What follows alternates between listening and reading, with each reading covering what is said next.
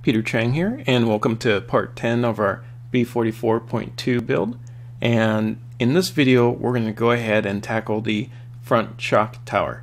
And essentially our shock tower is initially just going to be held by just 2 screws to the front chassis, and it's actually just going to be attached to the front bulkhead.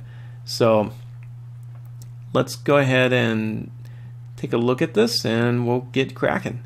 So I got that positioned, got my front shock tower positioned, and I'm just going to go ahead and install the first screw here. And as you do this, the shock tower is going to flop around, or it's kind of hard to hold the shock tower down steady. But you know, just be patient. I guess I'm a little anxious because I just am so excited about this build, and I just want to finish this part up and move on to the next step and start racing. So just remember, just be a little patient, and your buggy is going to be pretty good. So alright, so that is flush with that, and I'm just going to go ahead and screw in the next one. There we are. And I'm just applying just minimal force on there, but it looks like a lot more force because it's just shaking it so much. But it's you know, I don't want to strip the screw, but just, you know, get it nice and tight. Alright, so once that is in there, we'll take some thread lock and we'll thread it in here, and I'm just threading in through the middle. Couple holes in the shock tower. I'm just going to go in the middle. I'm not sure exactly what setup I'm going to be running at, so I'm going to be initially I'm going to start my shocks off at the middling level here, and I'm just giving like another good turn here.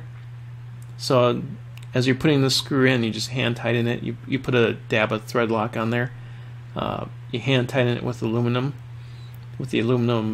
shock tower nut, and just to make sure that's all the way through, then you just grab your hex wrench and you just give it a nice turn there, just to make sure it's on nice and tight. Alright, that is looking very awesome.